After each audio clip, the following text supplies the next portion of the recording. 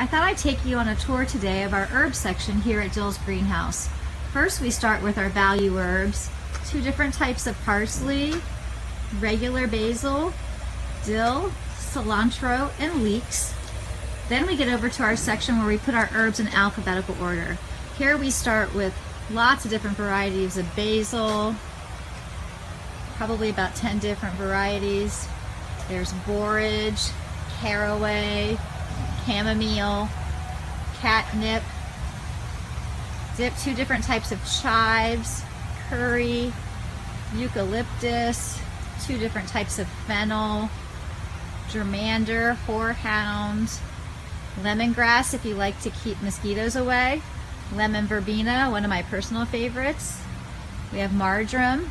I believe about 10 different types of mint, from apple mint all the way up to mint and julep, and peppermint if you want to try to keep mice away. Here's 3 or 4 different varieties of oregano, patchouli, rosemary, pineapple sage, which has such a great flavor and also has a really pretty bloom hummingbirds like, and then about 4 other varieties of sage. Summer and winter savory, stevia, and many different varieties of thyme. And we finally end with watercress. Lots of herbs in alphabetical order at Dill's greenhouse.